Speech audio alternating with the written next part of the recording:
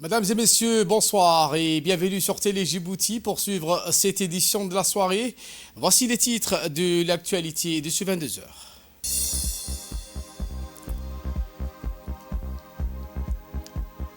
Le ministre de l'Éducation nationale et de la formation professionnelle, Moustapha Mohamed Mahamoud, participe à la journée africaine de l'alimentation scolaire qui se tient à Bangui, dans la capitale centrafricaine. Et en Palestine, Israël a bloqué l'aide humanitaire dans la bande de Gaza, ce que les pays arabes condamnent. Voilà pour le sommaire. Merci si vous nous rejoignez sur Télé Djibouti.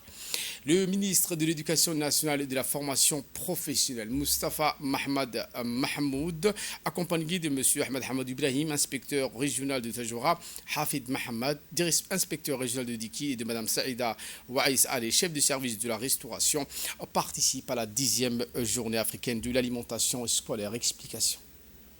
Le ministre de l'Éducation nationale de la formation professionnelle, Moustapha Mohamed Mahamoud, a participé à la 10e journée africaine de l'alimentation scolaire qui se tient à Bangui, en République centrafricaine. Cette 10e journée placée sous le thème Célébrer le passé, assurer un avenir juste. Cet événement organisé conjointement par le département de l'éducation, de la science, de la technologie, de l'innovation, de la Commission de l'Union africaine, le Programme alimentaire mondial et le gouvernement centrafricain a réuni des représentants de divers pays africains, des organisations internationales, des experts en nutrition pour discuter des avancées et des défis liés au programme d'alimentation scolaire sur le continent. La journée africaine de l'alimentation scolaire, instituée en 2016 par l'Union africaine, est célébrée chaque année le 1er mars pour mettre en avant le rôle crucial de l'alimentation scolaire dans l'amélioration des résultats éducatifs. Le ministre a, dans son discours,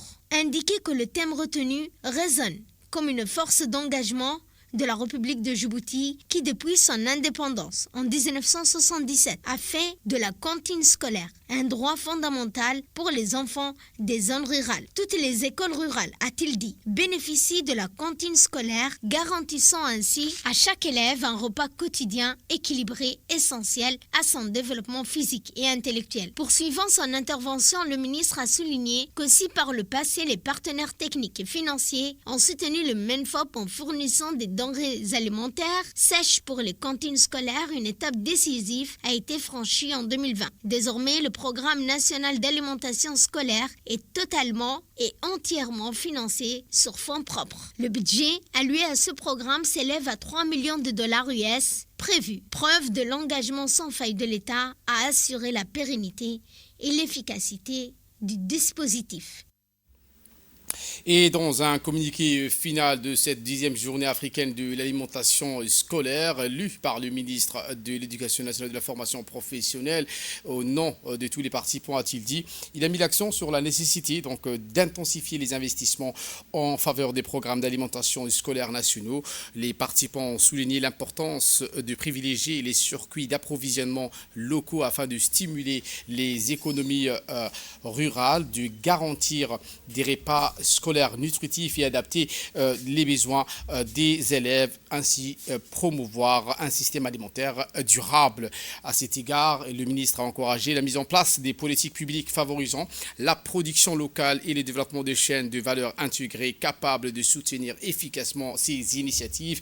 Par ailleurs, ce communiqué sorti donc lors de cette journée de cette 10e journée africaine de l'alimentation scolaire a mis en exergue le rôle essentiel du secteur privé et de la société civile dans la consolidation des appels en faveur d'un engagement accru à travers des partenariats innovants, des mécanismes de cofinancement structuré et un accompagnement technique adapté aux réalités locales.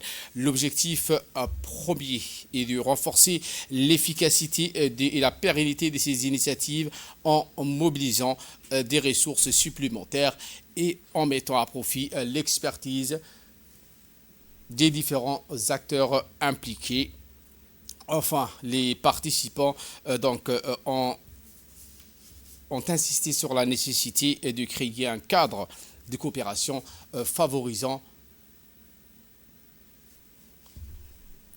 les institutions publiques.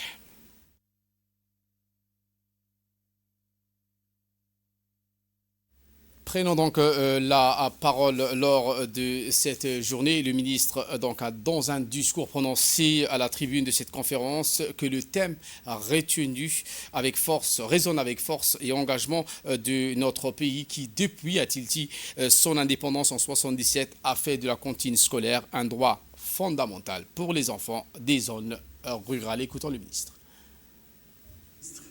En charge de l'alimentation scolaire et l'éducation des États membres de l'Union africaine, expert en alimentation scolaire, organisation de développement, représentants de la société civile, du secteur privé et des jeunes, nous sommes réunis du 28 février au 1er mars 2025 à Bangui, en République centrafricaine, à l'occasion de la 10e journée africaine de l'alimentation scolaire. L'événement est organisé et co-organisé conjointement donc par le gouvernement de la République centrafricaine et l'Union africaine avec le soutien des divers partenaires du développement sous le thème « Une décennie de nutrition, célébrer le passé, garantir un avenir juste ». Nous sommes réunis pour réaffirmer notre engagement en faveur des programmes d'alimentation scolaire sur le continent. Point A, rappelant la décision 589 de la conférence de l'Union africaine stipulant que l'alimentation scolaire contribue directement à l'aspiration 1 de l'agenda 2063 de l'Union africaine qui projette une Afrique prospère fondée sur une croissance inclusive et un développement durable. Point B, reflétant les engagements des États membres à atteindre les objectifs de développement durable, l'ODD, en particulier l'ODD 2, fin 0, et l'ODD 4, une éducation de qualité qui sont renforcés par des programmes de repas scolaires durables et suffisamment financés. Le point C, reconnaissant l'importance du programme de repas scolaires dans la promotion de l'éducation, de la nutrition, des économies locales et du développement durable. Point D, notant les progrès remarquables réalisés dans les programmes de repas scolaires au cours de la dernière décennie, tout en reconnaissant que des défis restent à relever.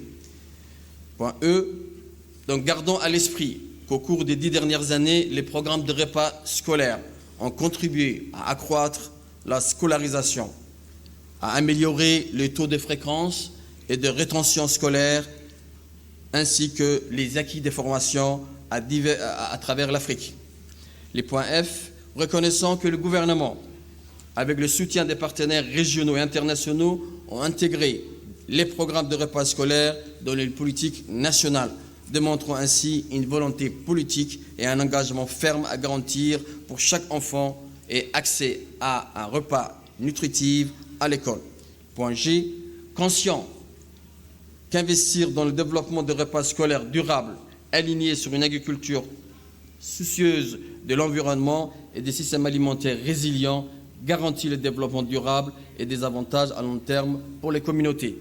Les points H, notant que des mécanismes de financement innovants, notamment des partenariats publics-privés et des allocations budgétaires nationales accrues, sont essentiels pour mobiliser des ressources dédiées à des programmes de repas scolaires.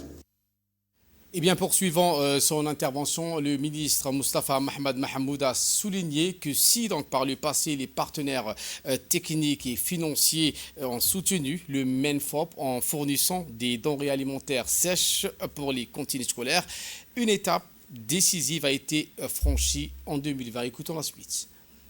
Notamment, en outre que les programmes de repas scolaires jouent un rôle important, un rôle essentiel dans l'élimination des obstacles à l'éducation des filles, la réduction de l'absentéisme lié aux problèmes de santé menstruelle et à la promotion de l'égalité des sexes. Les points J, reconnaissant que des efforts supplémentaires sont nécessaires pour garantir que les programmes de repas scolaires intègrent des enfants handicapés, les réfugiés, mais également les communautés marginalisées afin de parvenir à une éducation inclusive. Les points K, notons que l'amélioration de la collecte des données, la recherche, les évaluations d'impact améliorent l'efficience et l'efficacité des programmes de repas scolaires, de même qu'elles renforcent l'adoption des politiques fondées sur des données probantes qui peuvent être exploitées pour améliorer la mise en œuvre du programme et solliciter davantage d'investissement. Point 1, nous réaffirmons, en tant que ministre en charge donc, de l'éducation, notre engagement collectif à élargir et à renforcer les programmes de repas scolaires en tant que moteur essentiel du développement du capital humain et de la transformation socio-économique de l'Afrique, Inch'Allah. Le point 2, rappelons les États membres à accroître les investissements dans les programmes d'alimentation scolaire nationaux en privilégiant prioritairement l'approvisionnement auprès, et ça c'est très important, d'acteurs locaux et des systèmes d'alimentation durables. Ensuite, à réaffirmer leur engagement à élargir, bien sûr, les pays membres, à maintenir et à innover les programmes de repas scolaires afin de garantir à chaque enfant africain l'accès à des repas nutritifs à l'école, favorisant ainsi une génération en meilleure santé, plus instruite et plus prospère. Et par rapport au secteur privé, le secteur privé et la société civile font membres à part entière dans cet engagement à renforcer leur contribution à travers des partenariats innovants, des mécanismes de cofinancement et un soutien technique adapté. Les institutions de recherche et le monde universitaire doivent aussi aller dans l'amélioration, le partage de connaissances, la recherche sur les politiques et les évaluations des programmes afin d'améliorer la qualité et l'impact des programmes de repas scolaires. Enfin, dernier point, les partenaires de développement aussi s'engagent à accroître leur soutien financier et technique en veillant à ce que l'alimentation scolaire soit pleinement intégrée aux systèmes nationaux d'éducation et de protection sociale. Voilà donc le communiqué officiel adopté à Bangui, en République centrafricaine, le 1er mars 2025. Autre actualité de ce 22h, lancement de la 4e édition des tournois de Ramadan avec la distribution des kits sportifs aux organisateurs. Eh bien, ce dimanche, dans le cadre de sa 4e édition des tournois du Ramadan, la ministre de la Jeunesse et de la Culture, Dr Hiboumina Assoui, a parrainer une cérémonie de distribution de kits sportifs, en l'occurrence des ballons, des trophées aux organisateurs des tournois de Ramadan à travers l'ensemble du territoire national. Initiative qui a donc bénéficié aux sous-directeurs des régionaux du ministère, aux directeurs des CDC de la capitale ainsi qu'au mouvement associatif des jeunes. À travers cette dotation, le ministère témoigne un engagement à soutenir ces tournois qui constituent un moment de loisir privilégié par la jeunesse djiboutienne, principalement organisé dans les après-midi avant la rupture de jeûne. Une cérémonie placée au patronage de la ministre Dr Hiboumina Assoui en présence des hauts cadres du ministère. Un événement qui a permis de souligner donc l'importance du sport et du loisir comme facteur de cohésion sociale, d'épanouissement et de vivre ensemble dans le pays. En bref et en image avec la commission des finances, de l'économie générale et du plan, dirigée donc par le député Charles Kemous Aré, qui a effectué 2 séances de travail. Eh bien, la commission a examiné en premier le projet de loi, le numéro 133 de l'année 2024 de la 9e législature portant approbation des comptes financiers de l'Office djiboutien de la propriété industrielle et commerciale, l'ODEPIC, et ce pour l'exercice 23. Le gouvernement a été représenté par le ministre Mohamed Warsama Dirie, ministre du Commerce et du Tourisme.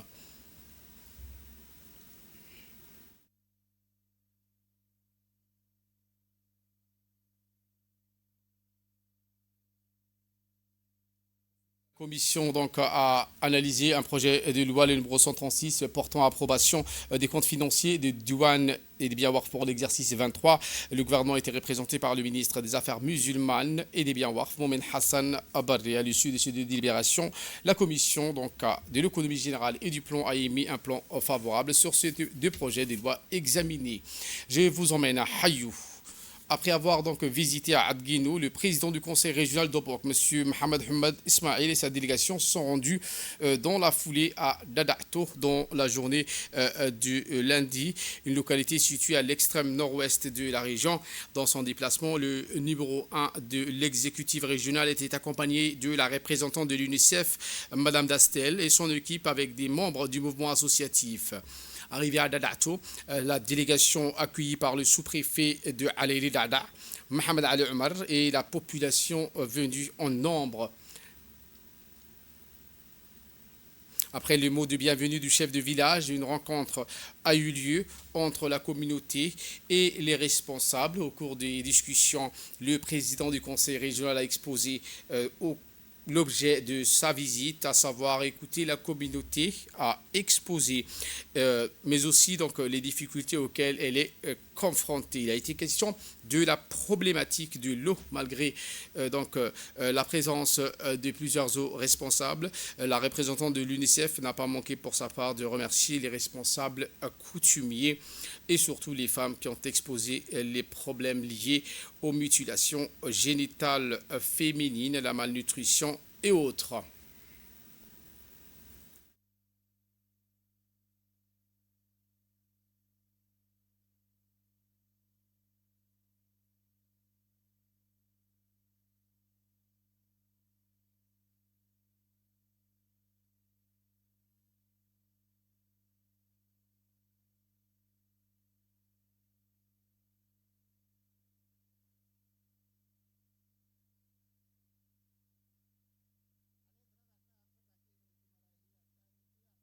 Eh bien, le président du conseil régional qui a pris donc, la parole a informé la population que le projet d'adduction d'eau sera réalisé. Un partenariat donc, a été signé entre l'UNICEF et la collectivité territoriale d'Obok. Mais avant cela, écoutons donc la représentante de l'UNICEF. J'aime beaucoup Dadato, surtout la population, mais aussi le climat. J'ai déjà entendu vos soucis parce que les dernières 2 fois, on a beaucoup parlé des problèmes ici. J'ai beaucoup aimé aussi la parole pour les femmes ici. Et merci Fatouma pour avoir partagé les soucis des femmes aussi et aux hommes aussi. Moi, je voudrais aussi parler un peu de MGF parce que c'est quand même une pratique néfaste et je sais que la communauté, vous êtes vraiment investie pour lutter contre la pratique. Pour ça aussi, je voudrais vous remercier. Et je peux vous dire que l'UNICEF, on va rester à vos côtés et on va intensifier nos programmes qui sont déjà en cours. On va aussi, bien sûr, travailler avec les autorités et voir comment on peut plus investir dans la nutrition, la santé, la protection et surtout l'eau. Et j'ai bien compris de Monsieur le Président du Conseil régional qu'on va voir maintenant après l'eau et l'adduction et pour voir comment on peut améliorer l'adduction ensemble. Merci beaucoup. Je me trouve actuellement à Dadato en compagnie de Madame la représentante de l'UNICEF, Madame Béaté, et également donc, le sous-préfet Mohamed Ali Omar. Comme on a fait hier à Adguinou, aujourd'hui nous sommes venus pour rencontrer la communauté avec la représentante de l'UNICEF. Si la particularité, la différence par rapport à Adguinou, à Dadato, il y a de l'eau. Il y a de l'eau. Pour cela, nous nous sommes rendus sur la source d'eau et avec l'UNICEF, avec lequel nous avons un PTBA, le Conseil régional d'une convention avec l'UNICEF. Nous avons signé l'année dernière un PTBA 2024. Cette année, dans le PTBA 2025 aussi, nous avons ce projet d'adduction d'eau pour le col de Dadato. Là où nous sommes maintenant, il n'y a pas d'eau, la source elle est un peu loin, donc d'où l'utilité d'amener l'eau ici. Avec les PTBA que nous avons, que le Conseil régional de Boka avec l'UNICEF, nous allons très prochainement commencer ces projets d'adduction d'eau pour le col de Dadato. On va faire, Inch'Allah, une borne fontaine pour le col, mais également une autre borne fontaine pour la communauté de Dadato. On reste toujours à Hayou où le conseil régional de la ville de Hayou a organisé la première assemblée régionale élargie, un événement majeur ayant réuni les principaux acteurs du développement de la région. Une séance qui s'est déroulée sous la présidence du président du conseil régional, Mohamed Hamad Ismail, en présence du préfet de la région, Moussa Al-Migadi, des élus locaux, des responsables des services techniques déconcentrés, des représentants de Orcal, ainsi que la société civile de la ville historique de Hayou. Les travaux de cette séance ont débuté avec l'intervention du président du conseil régional, Mohamed Hamad Ismail, qui a rappelé aux participants l'objectif principal de cette plénière, présenter les résultats des activités du conseil régional de l'année écoulée et discuter des axes stratégiques pour l'avenir. Il a souligné l'importance de cette assise pour la promotion d'un développement régional inclusif en mettant l'accent sur la bonne gouvernance locale, la redevabilité, entre autres. Le préfet de la région a, pour sa part, félicité le président du conseil régional pour cette initiative d'assemblée élargie qui rassemble tous les acteurs du développement et témoigne de son leadership et de sa vision. Écoutons donc les deux responsables de la région de Hayou. Aujourd'hui, c'est notre première réunion de l'Assemblée régionale 2025. Et c'est l'occasion pour nous, donc au début de chaque année, donc, de faire un bilan avec la communauté qui nous a élus. Donc en 2024, sur le programme ADIL, on a fait donc, des réalisations. Et la réalisation phare a été la réhabilitation de la piste de Obok Modého et la réhabilitation d'un partiel de la piste de Obok à la Ndada. Ça, c'est un projet phare que nous avons voulu pour désenclaver les localités qui sont les plus reculées d'Obok. Mais parallèlement à ça aussi, nous avons construit un atelier de réparation des moteurs marins au profit des pêcheurs. Nous avons également construit un marché au quartier PNUD. Nous avons également construit une décharge avec des grandes fosses, donc clôturées. Le GIE l'a rappelé donc, très rapidement. Nous avons d'autres conventions avec des partenaires comme l'OIM, comme également l'UNICEF.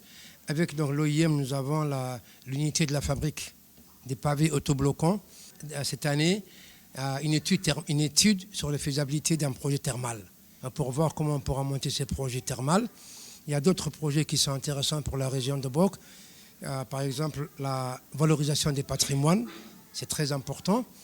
La résidence de la Garde, le phare des Rasbir. Tout d'abord, c'est un honneur aujourd'hui et un immense plaisir de participer à cette plénière qui est la première de l'année et qui fait surtout le bilan de l'année 2024. Vous aviez pris des priorités qui étaient très intéressantes l'année dernière, le désenclavement des localités. Tout le monde a bien accueilli cette idée. Première priorité donc, du conseil régional, et c'est pour ça que la préfecture appuie toujours le conseil régional. Nous sommes toujours là, vous n'êtes pas seuls. C'est ensemble qu'on peut faire quelque chose, c'est ensemble qu'on peut faire avancer la région. Et pour faire avancer la région, j'ai félicité aussi le conseil régional pour tout ce qui a été fait en 2024, surtout pour l'économie de la région. Vous avez bénéficié donc des bâtiments tels que des marchés, des galeries marchandes et des bâtiments administratifs, des parcs. Il y a aussi un parc, l'atelier donc de réparation des moteurs à bateau, pour la gestion des déchets ménagers. Donc, c'est la seule région, c'est la première région à avoir réalisé donc, une déchetterie aux normes internationales. Je vous souhaite une bonne année 2025. Je vous souhaite un bon Ramadan aussi.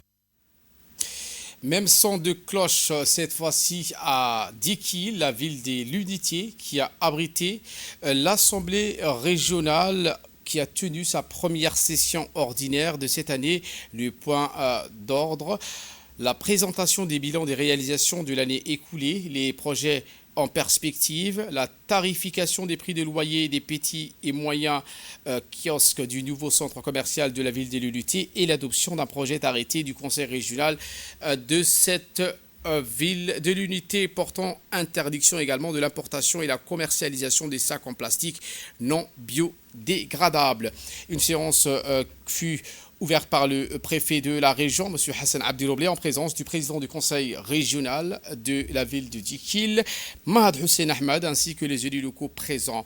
Après des longues discussions, des débats, il a été décidé que dans le cadre du projet Adil 2 pour les périodes 25-28, les élus ont proposé plusieurs projets, notamment le parc de loisirs de la ville de l'Unité, le projet d'adduction d'eau pour les écoles rurales, le nouveau marché au quartier TB.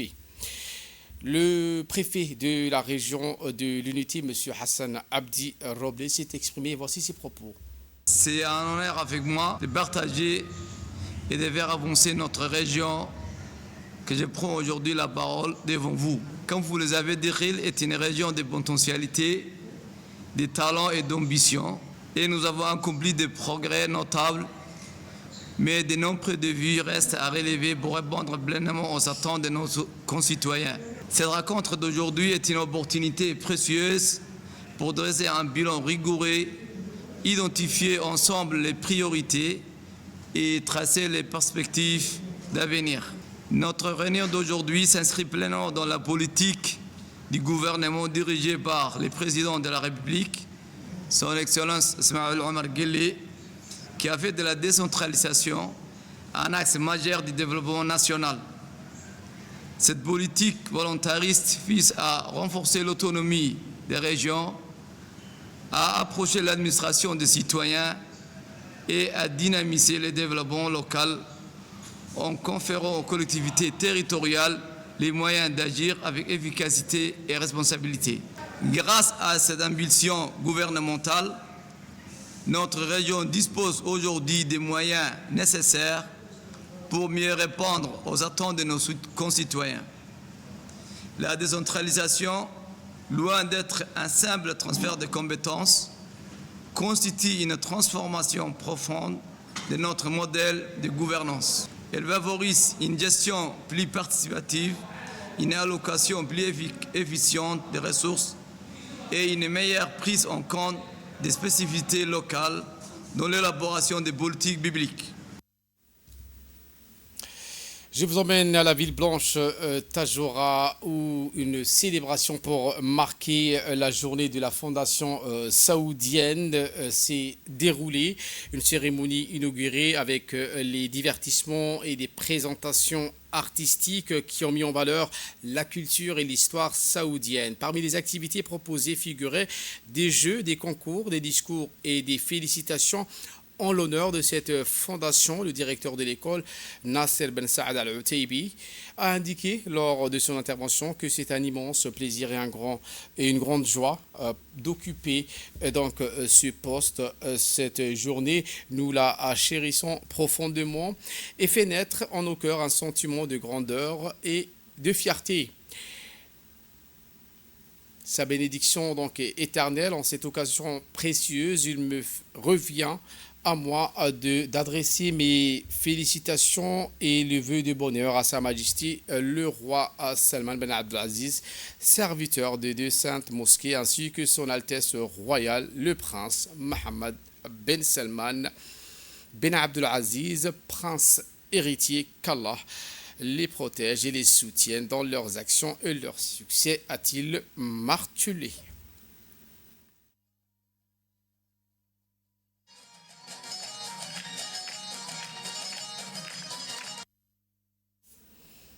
Le coup d'envoi donc très attendu du tournoi de Ramadan a été donné hier soir dans la capitale et dans les régions de l'intérieur. Fidèle à sa réputation, l'événement a attiré un public passionné venu en nombre pour assister à des confrontations intenses sur le terrain du sans-fil où notre équipe de tournage était de passage. Le match d'ouverture a opposé deux des équipes phares du quartier au franc.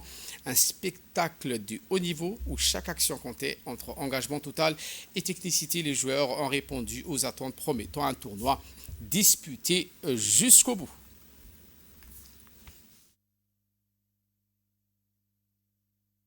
La direction de la sécurité publique informe donc la population qu'un avis de recherche est lancé dans l'intérêt de la famille concernant Hussein Samatar Moussa. Vous les verrez sur les images. Le jeune est âgé de 6 ans, nationalité djiboutienne, porté disparu depuis le 23 février 2025. Au moment de sa disparition, il était vêtu d'un t-shirt bleu et d'un short noir. Toute personne ayant des informations permettant de le retrouver, priez de contacter le commissariat de Hodan au numéro suivant, le 21 36 21 70 ou le 36 24 39. Je reprends, le 21 36 21 70 ou le 21 36 24 39 ou se présenter directement au siège du commissariat. En nouvelle du monde cette fois, je vous le disais en titre, Israël bloque l'aide humanitaire à Gaza. Les pays arabes condamnent. L'ONU appelle à revenir sur cette décision condamnée par plusieurs capitales arabes. Israël, de concert avec les États-Unis, veut imposer la prolongation de la première phase de cessez-le-feu qui a pris fin hier sur fond de menaces de reprise de la guerre. Voilà pour l'essentiel de ce 22h. Merci à vous de nous avoir suivis et très bonne suite des programmes sur Télé Djibouti.